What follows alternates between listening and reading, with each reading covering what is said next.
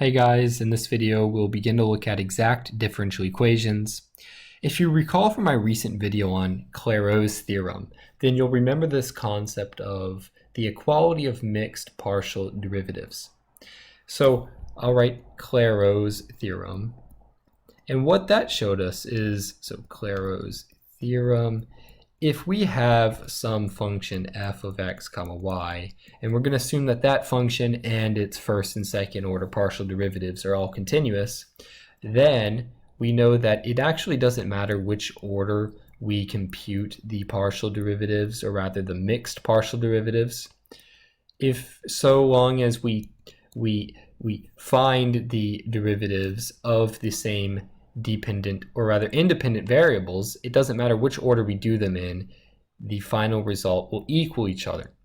So here we have first taken the derivative with respect to x and then y, and over here we did it first with respect to y and then x, and those partial derivatives are equal to each other. So that's the first result that we need to have in mind, and the second is also a result from multivariable calculus, which, if you recall, if we have some function z is equal to f of x comma y, then if we want to find the differential dz, then what that is equal to is, well, that's going to be the slope in the x direction times the distance we traveled in the x direction, our dx, plus the slope in the y direction, let me rewrite that, times the distance that we traveled in the y direction. So if we had our coordinate system here, and we had x, y, and z. Now I plotted some curve, and this was z, and we wanted to find the change in a certain area. So in this area on z would correspond to this area on the xy plane. Then what this change in z, so that change in z would be dz, that would be equal to, well, that would be the slope in the x direction times the distance that we travel in the x direction, plus the slope in the y direction times the distance we travel in the y direction. The intuition from this is if you had some velocity, which was it was meters per second, and you traveled meters per second, which is your slope, or rather your derivative, and you multiplied that by, well, how long did you travel? Well, that would be in terms of seconds, and the 1 over a second and the second would cancel out, and you would get, well, a distance. You would get meters. Well, that's a physical example. Here is a little bit more rigorous. It's dz is equal to the slope times dx plus the slope times dy. Well, what we'll do is we'll assume the case that our surface is actually a plane, and we have f of x comma y is equal to c, where c is some constant. In that case, dz is equal to 0 because our z isn't changing, it's not going up or down. And in that case, we have partial f partial x dx plus partial f partial y dy is equal to 0. Now, what we call this is an exact differential equation. So exact differential equation. And the first thing that we're going to want to realize, well, I'll actually rewrite this in one other form. It's probably a form that's a little bit more common. You'll often see it m dx plus n dy is equal to 0. And in this case, m is equal to the partial derivative of f with respect to x, and n is equal to the partial derivative of f with respect to y.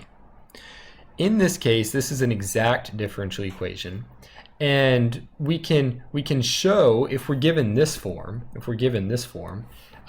then we can show that it's an exact differential equation by making use of Clairaut's theorem, which is, well, if you have a partial derivative of f with respect to x, in other words, if you have partial f partial x, and then you find the partial derivative of this with respect to y, then what that is equal to is, well, that's equal to finding the partial derivative with respect to x of the partial derivative of f with respect to y. Well, we already have the partial derivative, or ostensibly the partial derivative of f with respect to x, and ostensibly we have the partial derivative of f with respect to y. So what we'll have to do is we'll just have to check that if partial m partial y is equal to partial n partial x, then we will know that m must equal partial f partial x, and our n must equal partial f partial y. This is the result that we're going to use to be able to check that a differential equation is in form exact. Is exact. So basically, if we are given the function f of x to start, then we'll be able to create this differential equation.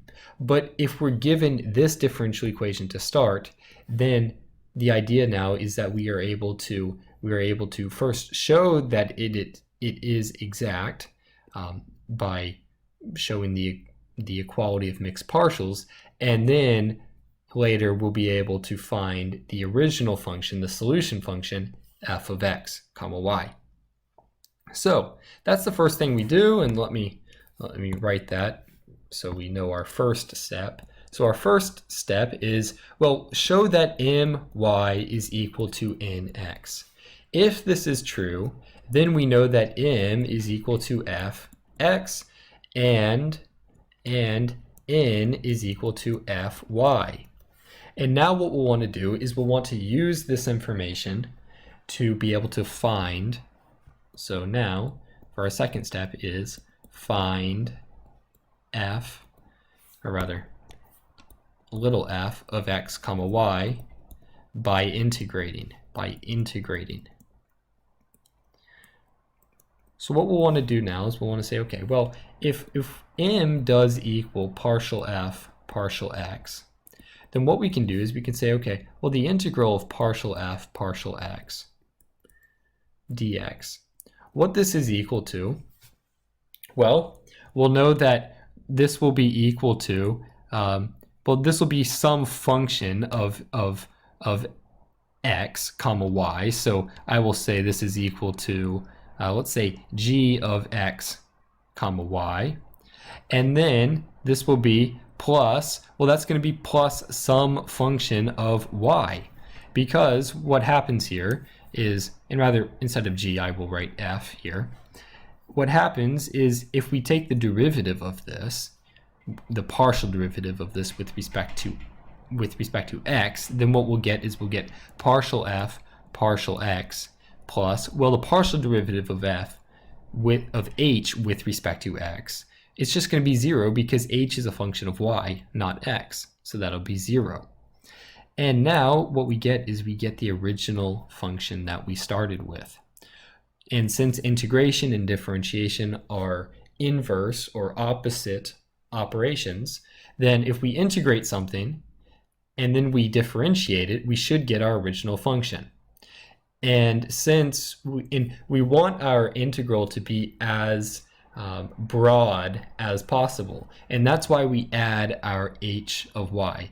Because although it would have been true if we didn't have the h of y and we just kind of went in this circle of integrating and then differentiating, it's better to include the h of y because that's more information that also makes this true. So what we'll want to do now is we'll want to say, well, okay, so this right here is our entire function, but we want to make sure that it is true even for the partial derivative with respect to y. So now let me change colors. We'll bring this down, and we have f of x comma y, and then plus h of y.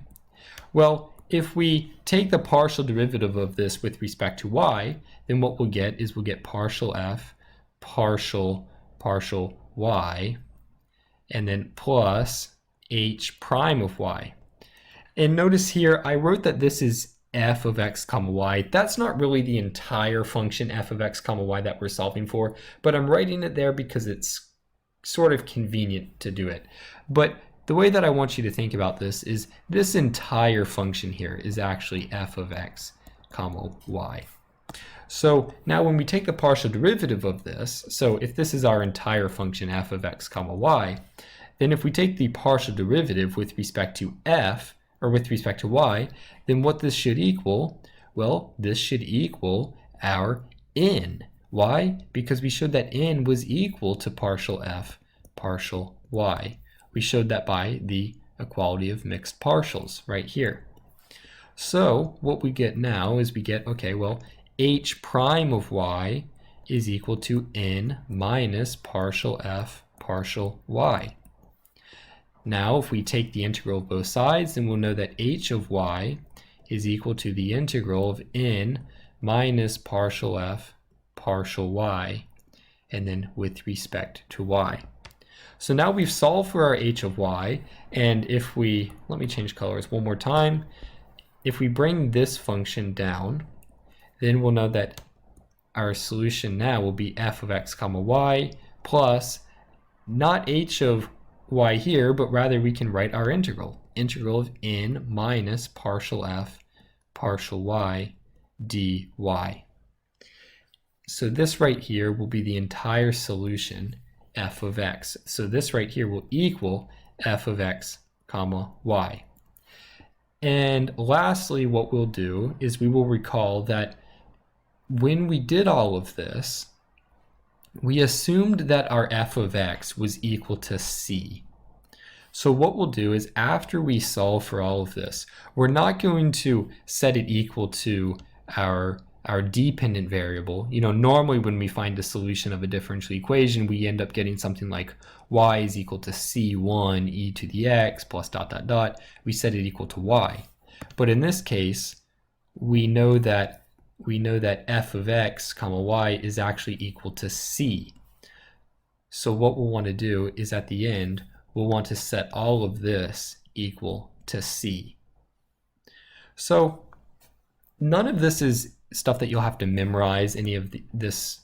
You know, for example, you won't have to memorize this formula and just rewrite that on the test. It's a whole lot easier to just understand the process, which is, okay, first, test to make sure that your differential equation is in fact exact, and you can do that by the equality of mixed partials. If it is exact, then you can make use of this integration method. Just don't forget that when you integrate a partial derivative, you also have to add this other function because you don't know if it was included or not in the original. So one more thing before we actually solve an example. This isn't really important to knowing how to or learning how to solve these differential equations, but if you are very familiar with multivariable calculus, then what you'll do is you will actually recognize that if a differential equation is in fact exact, so if it's of this form, then you'll know that your function f of x comma y is conservative,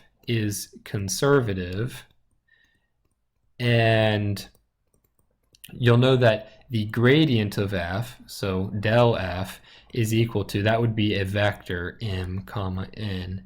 And I'm just writing that because it's just kind of relating these two different subjects.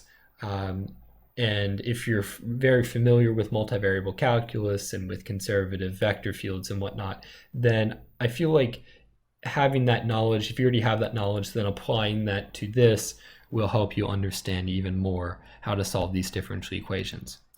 But nonetheless, we will do one example in this video, and then we'll do some more in the next videos. But let's start off with a rather easy example, and what we'll have is okay, 4xy cubed dx plus 6x squared y squared plus 2y dy is equal to 0. Now, first thing we'll notice is, well, we've got our differentials, and and the question here is we need to solve for our solution to this differential equation. So we've got our differentials and they're already in the form of our m dx plus n dy. Whoa. Let me rewrite that. Dy equals 0, where m is equal to 4xy cubed and n is equal to 6x squared y squared plus 2y. So the first thing we want to do is we want to say, okay, well, is this an exact differential equation? And the first thing that we'll have to do to show that is, well, if that's true, then that means that m is equal to the partial derivative of f with respect to x. So what we'll do now is we'll find f of x, y, and this is equal to my. So if we take the partial derivative with respect to y of 4x y cubed, or our m, then this will be equal to, well, that'll be 12x y squared. Now if we do the same thing for our n, so we are assuming that n is equal to f, the partial derivative of f with respect to y, and now if we want to find f of yx, then this will be equal to n and then x, and this will be the partial derivative with respect to x of, that'll be 6x squared y squared plus 2y, and well, now with respect to x, this will be 12x y squared. Since these two are equal, then we know that this is an exact differential equation. We have the equality of mixed partials. We know that m does equal f partial x, and we know that n does equal partial f partial y. So what we can do now is we can say, okay, well, let me change colors one last time. Well, we can take the integral of m, which is partial f partial x. So let's look back up at our m. So the integral of 4x y cubed dx, well, this is equal to, that'll be 2x squared y cubed. We're just integrating with respect to x, but it's also plus some function of y because we took it with respect to x. Now, this is equal to our entire function, f of x comma y. So now if we take the partial derivative of both sides with respect to y, then we'll get 6x squared y squared plus h prime of y is equal to partial f partial y, which we also know is equal to n. And our n is equal to 6x squared y squared plus 2y.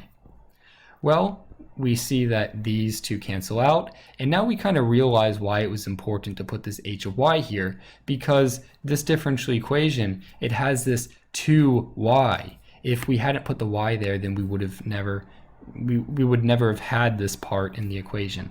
So we have h prime of y is equal to 2y, which means that if we integrate both sides, then we'll have that h of y is equal to y squared.